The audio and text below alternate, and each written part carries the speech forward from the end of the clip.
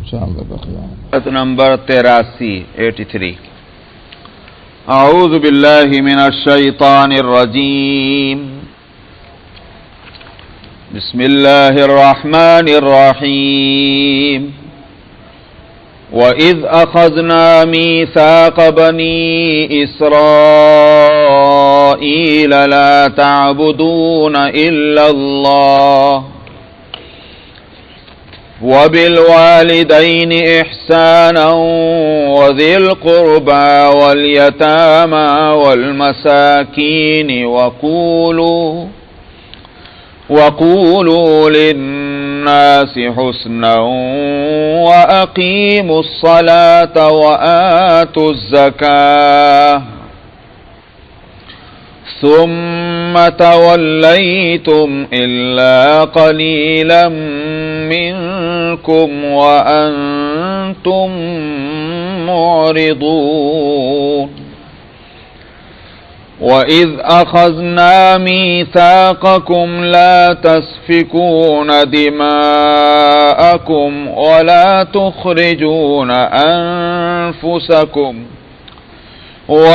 تُخْرِجُونَ أَنفُسَكُم مِّن دِيَارِكُمْ ثُمَّ أَقْرَرْتُمْ وَأَنتُمْ تَشْهَدُونَ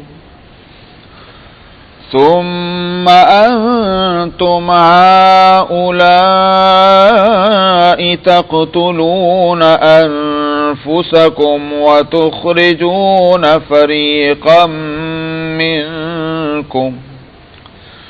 وتخرجون فريقا منكم من ديارهم تظاهرون عليهم بالإثم والعدوان وإن يأتوكم أسارى تفادوهم وهو محرم عليكم إخراجهم أفتؤمنون ببعض الكتاب وتكفرون ببعض فما جزاء من يفعل ذلك منكم إلا خزي في الحياة الدنيا ويوم القيامة يردون إلى أشد العذاب وما الله بغافل عما تعملون أولئك الذين اشتروا الحياة الدنيا بالآخرة فلا يخفف عنهم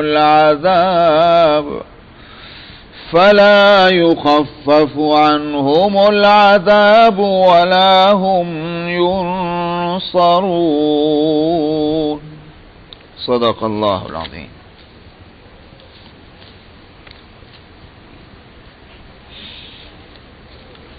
بنی اسرائیل کے جرائم اور ان کی نافرمانیاں، سرکشیاں، اس کا تذکرہ چل رہا ہے. درمیان میں ان کے جرائم ہی کی ایک بات تھی کہ ان حرکتوں کے ہوتے ہوئے بھی دعویٰ ان کا یہ تھا کہ وہ جنت میں جائیں گے، جہنم میں نہیں جائیں گے، اور جہنم میں جائیں گے بھی تو تھوڑے دن کے لیے. ظاہر ہے کہ اس طرح کا خیال کرنے والوں کو اب کیا پڑی ہے کہ وہ کسی کی بات سنیں اور اپنے آپ کو اس بات کا محتاج سمجھے کہ کوئی اس کو گائیڈ کرے، کوئی اس کو ہدایت دے. دماغ میں تو یہ بیٹھ گیا کہ ہم تو جنتی ہیں. تو معلوم ہوا کہ انہوں نے اپنے لیے ہدایت کے دروازے بند کر رکھے ہیں، کوئی بات اسی لیے ان پر اثر نہیں کرتی. یہاں جو ہدایات ان کو ان کی کتابوں میں یا ان کے پیغمبر کے ذریعے سے دی گئی تھی، اس کا تذکرہ کرتے ہوئے فرمایا جا رہا کہ دیکھو انہوں نے اس کے ساتھ بھی کیا معاملہ کیا، ان احکام اور ہدایات کے ساتھ. اس وقت کا ذکر کیجئے کہ جب ہم نے بنی اسرائیل سے یہ پکا وعدہ لیا تھا کہ تم عبادت نہ کرو گے مگر اللہ کی، اور والدین کے ساتھ حسن سلوک کرو گے، رشتہ داروں کے ساتھ، یتیموں کے ساتھ، مسکین کے ساتھ، اور لوگوں کے سے اچھی بات کرو گے اور نماز قائم کرو گے، زکوٰۃ دو گے۔ یہ ہم نے پکا وعدہ لیا تھا۔ ایک لحاظ سے دیکھا جائے پوری شریعت بنیادی طور پر جو ہمارے لیے ہے وہی بنی اسرائیل کے لیے تھی۔ تفصیلات اس میں فرق ہوگا۔ نماز کا حکم ان کو بھی، ہم کو بھی، زکوٰۃ کا حکم ان کو بھی، ہم کو بھی۔ اب یہ کہ نماز کتنے وقت کی اور ہر نماز کے اندر کتنی رکعتیں ہیں، سجدے میں کیا پڑھا جانا ہے، رکوع میں کیا پڑھا جانا ہے، وہ مسئلہ تفصیلات کا، اس میں فرق ہوگا۔ لیکن بنیادی طور پر شریعت کہ نماز، روزہ، زکوٰۃ اور اسی طرح سے معاملات میں رشتہ داروں اور والدین اور ان کے حقوق جو آتے ہیں، یہ ساری چیزیں پچھلی شریعتوں میں بھی تھی، اس میں بھی تھی، اسی چیز کا وعدہ لیا تھا۔ تو توحید جو بنیادی چیز ہے اور والدین کے ساتھ احسان، یہ پہلا لفظ آیا ہے والدین کے تعلق سے، آگے کئی جگہ یہ بات آئے گی۔ اور جہاں بھی قرآن شریف میں والدین کا تذکرہ آیا ہے وہ اس انداز میں آیا کہ اللہ نے پہلا اپنا حق بتلایا اور اس کے بعد والدین کا حق بتلایا۔ اس سے والدین کی حق کی اہمیت اور عظمت معلوم ہوتی ہے، اور اصل میں اس سے یہ بات جڑتی ہوئی معلوم ہوتی ہے کہ اللہ کا حق بندوں پر کس وجہ سے ہے۔ وجہ ہونی چاہیے نا بھائی، میرے اوپر آپ کا حق کیوں ہے، یا آپ کے اوپر میرا حق کیوں ہے، کوئی وجہ ہونی چاہیے۔ اللہ کا حق بندوں پر کیوں ہے؟ اس لیے کہ اللہ خالق ہے اور بندہ مخلوق ہے، تو خالق کا مخلوق کے اوپر حق ہونا ہی چاہیے۔ جب یہ بات ہے تو والدین جو ہیں وہ ذریعہ خلق ہیں، تو والدین ہی ذریعہ بنے ہیں دنیا میں، اس کے اللہ تو وجود دینے والے ہیں اور والدین ذریعہ ہیں وجود کا۔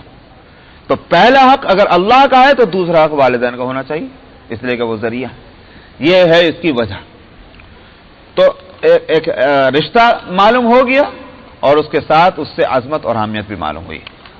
اسی وجہ سے سورہ بنی اسرائیل میں اور زیادہ زوردار الفاظ ہیں۔ بنی اسرائیل میں الفاظ ہیں وَقَضَىٰ رَبُّكَ، آپ کے رب کا یہ فیصلہ ہے۔ اب جب اللہ میاں فیصلہ کر لیں، ہم جب کہتے ہیں بھائی ہمارا فیصلہ یہ ہے کہ ہم تو یہ کریں گے، اب آپ کے اس بات کے کہنے کا مطلب کیا ہوا کہ آپ کو ہم یہ بتانا چاہتے ہیں کہ اس کو آپ ایزی نہ لیں، ہلکی پھلکی بات نہ سمجھیں، یہ ہم نے فیصلہ کیا ہے، اب فیصلے کو بدلنے والے نہیں، یہ پکی بات۔ جب ہم اس لفظ کو اپنے لیے استعمال کرتے ہیں اور اس بات کو بہت زوردار قرار دیتے ہیں، جب اللہ میاں فرمائے تو کیا ہوگا؟ وَقَضَىٰ رَبُّكَ، آپ کے رب کا فیصلہ۔ اس کا مطلب کیا ہے کہ اللہ کے فیصلے، جب کوئی شخص اس کے خلاف جائے گا، اس کا مطلب یہ ہے کہ اللہ کے فیصلے کو توڑنے کی کوشش کر رہا ہے، اور اگر ہم اپنے فیصلے کو توڑنا گوارا نہیں کر سکتے تو اللہ کہیں کو گوارا کریں گے، ان کا فیصلہ توڑا جا رہا ہے۔ اور تو اس سے بات کی اہمیت معلوم ہوتی ہے۔ تو والدین کے ساتھ اچھا معاملہ کرنا یہ اللہ کا فیصلہ ہے کہ ایسا ہی ہونا ہے، اور جو ایسا نہیں کرے گا وہ اللہ کے فیصلے کے خلاف کرے گا، جس کو اللہ تعالیٰ معاف نہیں کرنے والے ہیں۔ لفظ لائے ہیں احسان۔ احسان ورنہ یوں ہوتا ادب کرو والدین کا، تعظیم کرو والدین کی، حق ادا کرو والدین کا، خدمت کرو والدین کی، یہ سارے لفظ چھوڑ کر لفظ لائیں احسان۔ احسان کے دو وجہ سے، اور دونوں گویا معنی ہوں گے، اور دونوں وجہ سے یہ لفظ یہاں لایا جائے گا۔ ایک تو یہ کہ ہر عمل کے دو درجے ہوتے ہیں۔ ایک درجہ تو یہ ہے کہ بھئی جتنا کا مطالبہ ہے اتنا کام کر لیجئے، سمجھ میں آیا؟ یہ تو ہے عدل، کہ آپ نے جس چیز کا آپ سے مطالبہ کیا گیا تھا وہ کام آپ نے اس طرح کر لیا۔ مثلا آپ جاب کرتے ہیں تو آپ کی ایک ڈیوٹی ہے، 8 گھنٹے کے لیے آپ جائیے اور آپ کا اسائنمنٹ کام کا جو ہے وہ کام کر لیجئے، اور اس کے بعد گڈ بائی کہہ کے آ جائیے، ختم۔ نہ آپ کا ان پر کوئی احسان ہے اور نہ ان کا آپ پر کوئی احسان ہے، آپ کی جو ڈیوٹی تھی پوری کر کے آ گئے۔ لیکن اگر آپ 8 گھنٹے سے 9 گھنٹے 10 گھنٹے بیٹھ جائیں، سمجھ میں آیا؟ کیونکہ آپ کو کام جو بھی ہے آپ زیادہ سے زیادہ کام کمپنی کا کرنا چاہتے ہیں، یا جو کام آپ نے کو دیا گیا تھا اس سے بڑھ کر آپ اور بھی کام کر لیتے ہیں کمپنی کا فائدہ پہنچانے والا، اس کو کیا کہیں گے؟ اس کو کہیں گے احسان۔ سمجھ میں آیا؟ جو ڈیوٹی تھی اس سے بڑھ کر کام کرنے کا نام احسان ہوتا ہے۔ کیا مطلب؟ مطلب یہ ہے کہ والدین کے ساتھ جو معاملہ تم کرو اس کو یہ نہ سمجھنا کہ بس یہ حد ہے، اس سے آگے مجھے نہیں کرنا ہے. جو بھی حد متعین کی جا سکتی اس سے آگے کرو گے تم. تو یہ ہے مراد اس سے. ایک معنی کے لحاظ سے تو یہ احسان کا لفظ رہا ہے. اور دوسرا اسی واسطے ہر عمل کے اندر احسان. نماز کا احسان کیا ہے؟ نماز کا احسان یہ ہے کہ آپ یوں تو نماز پڑھیں، اللہ اکبر کہہ رہے ہیں، سورہ فاتحہ بھی پڑھ رہے ہیں، سورت بھی پڑھ رہے ہیں، رکوع بھی کر رہے ہیں، سجدہ بھی کر رہے ہیں، اور ٹھیک آپ نے وضو کر کے اور استنجا کر کے آپ نے نماز پڑھی، قبلہ رخ ہو گئے، نماز پڑھی، نماز ہو گئی. کوئی مفتی دنیا میں یہ نہیں کہہ سکتا کہ آپ کی نماز غلط. لیکن اب وہی بات جو حدیث میں آئی تھی، احسان کیا ہے؟ ان تعبد اللہ کانک تراہ. اس کا مطلب یہ ہے کہ خالی ہاتھ اور پاؤں نماز کے اندر مشغول نہیں ہے، آپ کا دل اور دماغ بھی نماز کے اندر مشغول ہے اور اس طرح سے متوجہ ہے کہ گویا آپ اللہ کو دیکھ رہے ہیں. یہ نماز کا احسان ہے. سمجھ میں آیا؟ روزے میں بھی احسان ہے. روزہ کس کو کہتے ہیں؟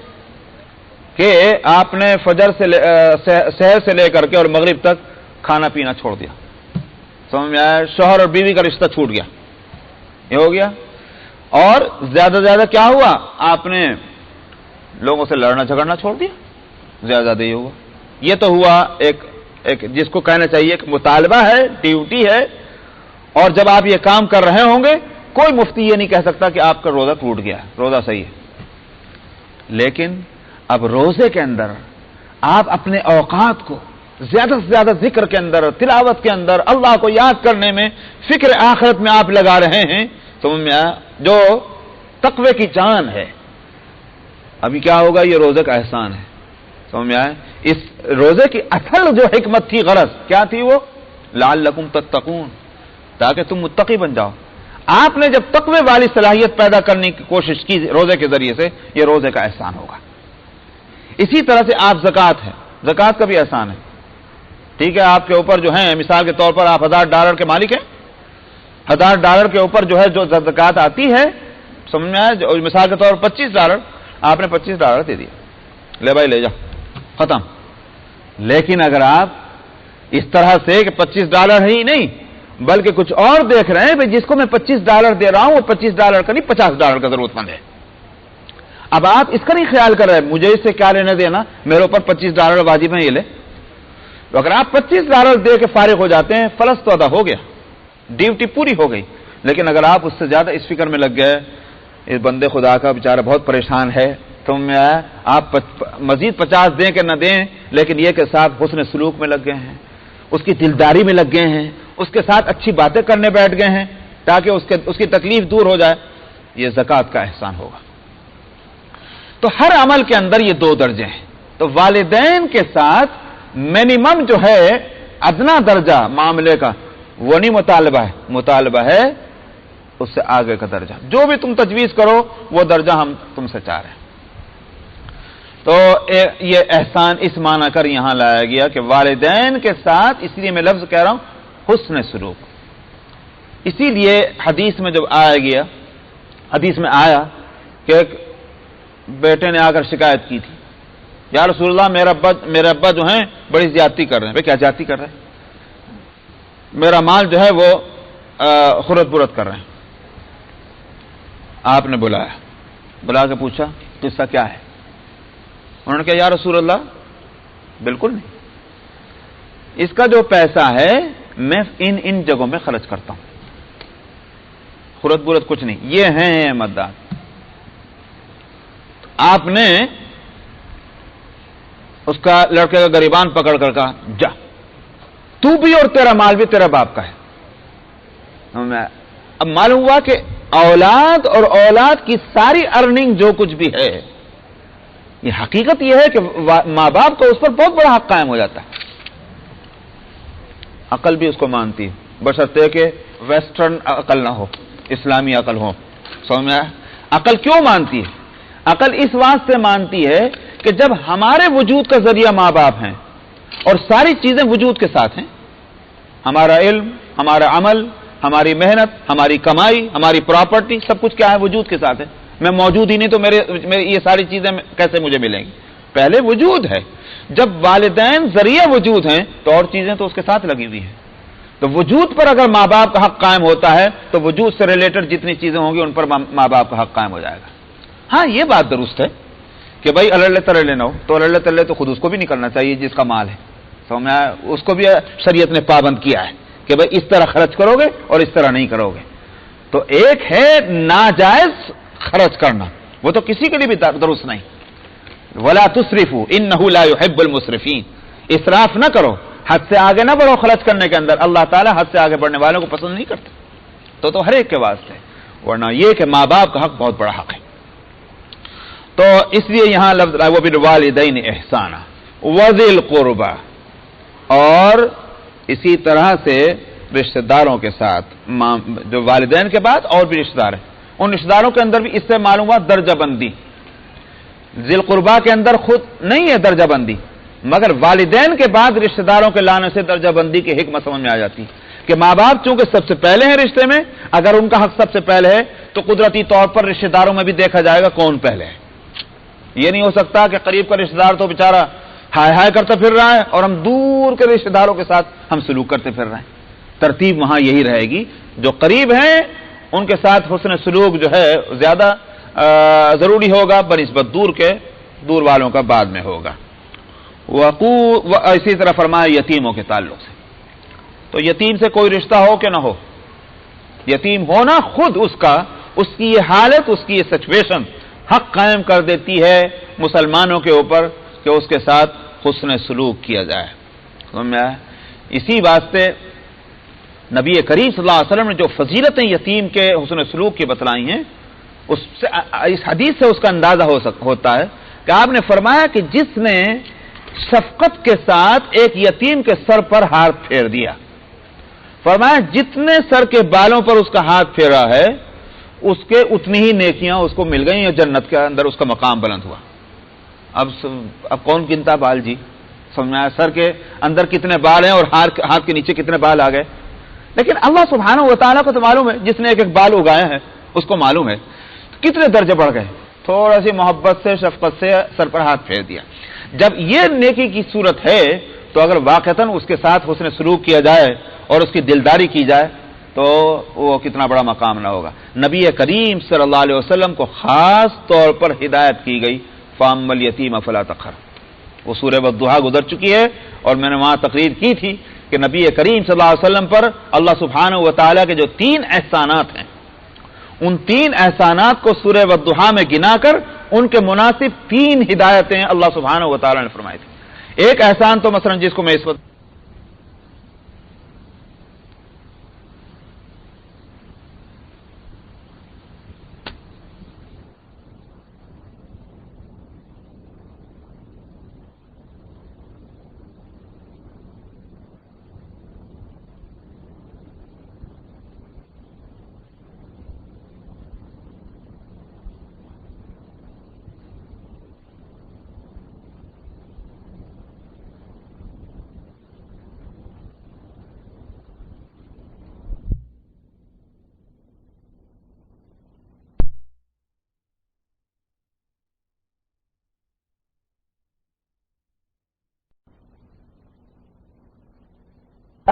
آپ نے یتیمی کا داغ سہا ہے، آپ جانتے ہیں کہ یتیمی کیا چیز ہے، لہذا دوسرے یتیموں کے ساتھ آپ ہی سے مطالبہ کرنا مناسب ہے کہ دوسرے یتیموں کے ساتھ آپ کا سلوک کیسا ہونا چاہیے.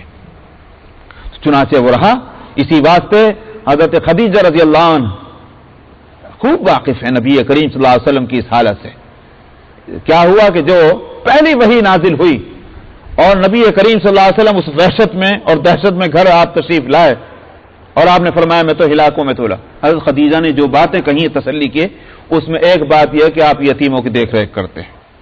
معلوم ہوا کہ اللہ سبحانہ و تعالیٰ کی ہدایت آنے سے پہلے ہی فَأَمَّا الْيَتِيمَ فَلَا تَقْهَرْ، اس ہدایت کے آنے سے پہلے ہی نبی کی طبیعت پہلے ہی بن چکی تھی اس پر عمل کرنے کی. ابھی تک نبوت ملی بھی نہیں، نبوت وہی آئی نہیں، اور نبی کا مزاج بنا ہوا ہے ان سارے کاموں کے کرنے کا کہ جو کام اللہ کو ان سے لینے ہیں. تو یتیم کا حق بہت بڑا ہے، خاص طور پر اس معاشرے میں جس معاشرے میں ہو یہ رہا تھا. یتیم کوئی ہوا تو انہوں نے کہا مزے آ گئے بھائی، تو میں کوئی پرسان حال نہیں، اس کی جو کچھ پراپرٹی اور اس کا ترکہ جو کچھ بڑوں سے ملا ہے لے لو کھا لو پی لو. اور نام کیا تھا؟ ہم جو دیکھ رہے کرتے ہیں اس کی، ہم ہماری سپرویژن ہے. اس واسطے جب کوئی سپرویژن نہیں کرتا کسی کو بولنے کا کہ حق کیا ہے، یہ تھی دھونس، اور سارا مال اس کا کھا لیا کرتے تھے. تو اللہ سبحانہ و تعالی نے کئی جگہ مثبت بھی اور منفی بھی یتیم کے تعلق سے بڑی ہدایات دی ہیں. والمساکین، اور جتنے جو بھی حاجت مند ہوں. قرآن شریف میں دو لفظ آ رہے ہیں، الفقراء المساکین.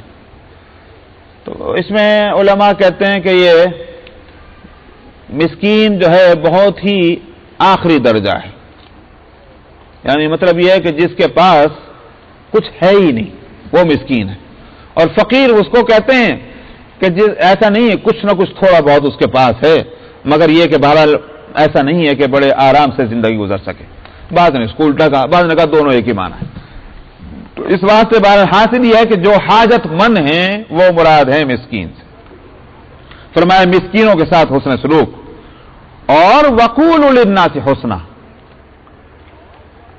بہترین جو ہے اخلاق وہ یہ نہیں ہے کہ آپ کسی کو $1000 دیں اور ایک گالی بھی دے دیں، احسان جتلا دیں. حسن اخلاق یہ ہے کہ اگر آپ اس کو کوئی پیسہ نہیں دے سکتے، اچھا بول تو بول دیں، بلکہ اچھا بولنا یہ بہتر سب سے بڑا صدقہ ہے. سورہ بقرہ میں آگے آئے گا، قول معروف ومغفرۃ خیر من صدقۃ یتبعها اذى. ایک اچھی بات کہہ دینا جس سے کسی کا دل دکھنے کے بجائے دکھے دل کو ایک سہارا مل جائے، ایسی بات کہہ دینا. قول معروف ومغفرۃ، ہو سکتا ہے کہ بعض حاجت مند آپ کے پاس آئے، اس طرح آئے، ایسی باتیں آپ سے کرے کہ آپ چڑ جائیں. ہو سکتا ہے ایسی صورت. اس وقت کیا ہونا چاہیے؟ ان کے بڑے نالاق ہیں، ضرورت مندی بھی ظاہر کرتے ہیں اور اوپر سے چینچے بھی کرتے ہیں. ایک تو انداز یہ ہوا. دوسری بات کیا ہے؟ دوسری بات یہ کہ آپ یہ سوچیں بیچارہ پریشان ہے، اس پریشانی کے اندر اپنے قابو کے اندر نہیں ہے، جو منہ میں آ رہا ہے کہہ رہا ہے. اب آپ نے اس کو معاف کر دیا. اچھی بات کہنا اور اس کی کسی بدتمیزی اور حد سے آگے کی جو بات ہے ویسا برتاؤ کرنے کو معاف کر دینا، مغفرہ. فرمایا یہ صدقہ دینے سے بھی زیادہ بہتر بات ہے. خیر من صدقۃ یتبعها اذى، وہ صدقہ کہ جو اس کے ساتھ تکلیف لگی ہوئی ہے. واللہ غنی حلیم. آگے فرمایا اللہ تو غنی ہے. کیا مطلب؟ تم اگر دے رہے ہو کس پر احسان کر رہے ہو جی؟ اللہ کے واسطے دے رہے ہیں نا، تو اللہ کو دینا ہوا. اللہ کے واسطے دینے کا مطلب اللہ کو دینا ہے. تو اللہ محتاج ہے؟ جب اللہ محتاج نہیں ہے، بے شک ہم کہہ رہے ہیں کہ یہ صدقہ ہے، مگر دراصل وہ اللہ کی نسبت سے وہ ہدیہ ہے. تو کسی کو جب آپ ہدیہ دینے جاتے ہیں تو اس کا قبول کرنا احسان ہے، نہیں ہے کہ آپ کا ہدیہ دینا احسان ہے. یہی ہدیہ کی تعریف ہے. تو غریب کے حق میں وہ صدقہ ہے.